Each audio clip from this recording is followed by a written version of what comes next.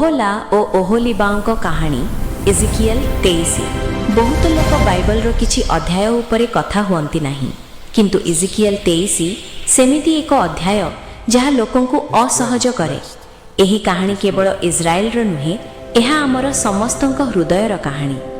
ଦୁଇ ଭଉଣୀଙ୍କ ଜନ୍ମ। ବହୁତ ବର୍ଷ ପୂର୍ବେ ଯେତେବେଳେ ଇସ୍ରାଏଲର ସନ୍ତାନମାନେ ଇଜିପ୍ଟ ବା ମିଶ୍ରରେ ଗୁଲାମୀରେ ଥିଲେ, ସେଠାରେ ଦୁଇ ଭଉଣୀ ଜନ୍ମ ହୋଇଥିଲେ। ତାଙ୍କର ନାମ ଥିଲା ଓହୋଲା ଓ ଓହୋଲିବା। ଓହୋଲା ଏହାର ଅର୍ଥ ହେଲା ତାଙ୍କ ନିଜ ତମ୍ବୁ, ସାମରିଆ ବା ଉତ୍ତର ଇସ୍ରାଏଲର ପ୍ରତୀକ। ଓହୋଲିବା ଏହାର ଅର୍ଥ ହେଲା ମୋର ତମ୍ବୁ ତାହା ଭିତରେ ଅଛି, ଜେରୁସାଲେମ ବା ଦକ୍ଷିଣ ଜୁଦାର ପ୍ରତୀକ। ବାଇବେଲରେ ଲେଖା ଅଛି କି ଏହି ଦୁଇ ଭଉଣୀ ଇଜିପ୍ଟରେ ଥିବା ବେଳୁରୁ ହିଁ ପାପର ସ୍ୱାଦ ଚାଖିଥିଲେ। ସେମାନେ ସେଇଠିକାର ମୂର୍ତ୍ତି ପୂଜା ଓ ଖରାପ କାମରେ ଲିପ୍ତ ଥିଲେ। ଓହୋଲାର ପତନ। ସାମାରିଆ। ପରମେଶ୍ୱର ତାଙ୍କୁ ବହୁତ ଭଲ ପାଉଥିଲେ, କିନ୍ତୁ ଓହୋଲା ନିଜ ସ୍ୱାମୀ ବା ପରମେଶ୍ୱରଙ୍କୁ ଭୁଲି ଅସିରିଆର ସୈନ୍ୟ ଓ ତାଙ୍କର ସୁନ୍ଦର ନୀଳ ପୋଷାକ ଉପରେ ମୋହିତ ହେଲା। ସେ ଭାବିଲା କି ଅସିରିଆର ଶକ୍ତି ତାଙ୍କୁ ରକ୍ଷା କରିବ, କିନ୍ତୁ ଫଳ ଓଲଟା ହେଲା। ଯେଉଁ ଅସିରିଆନମାନଙ୍କୁ ସେ ଭଲ ପାଉଥିଲା, ସେମାନେ ହିଁ ତାକୁ ମାରେଇଲେ ଓ ଧ୍ୱଂସ କଲେ। 722 BCରେ ସାମାରିଆର ପତନ ହେଲା। ଓହୋଲିବାର ଭୁଲ। ଜେରୁସାଲେମ।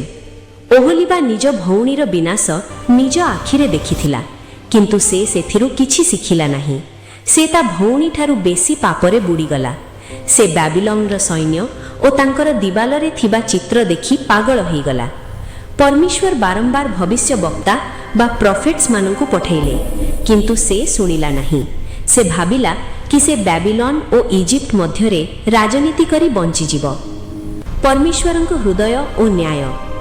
ପରମେଶ୍ୱରଙ୍କ ଅବସ୍ଥା ଏକ ଧୋକା ଖାଇଥିବା ସ୍ୱାମୀ ଭଳି ଥିଲା। ସେ ଇସ୍ରାଏଲକୁ ବହୁତ ଭଲ ପାଇଥିଲେ, କିନ୍ତୁ ଇସ୍ରାଏଲ ତାଙ୍କୁ ବାରମ୍ବାର ଧୋକା ଦେଲା। 586 BCରେ ବାବିଲନର ରାଜା ନେବୁକାଦନେଜାର ଜେରୁସାଲେମକୁ ଘେରିଗଲା। ଲୋକେମାନେ ଭାବିଥିଲେ କି ମନ୍ଦିର ଥିବାରୁ ସେମାନେ ସୁରକ୍ଷିତ, କିନ୍ତୁ ପରମେଶ୍ୱରଙ୍କ ମହିମା ମନ୍ଦିର ଛାଡ଼ି ଚାଲିଯାଇଥିଲା।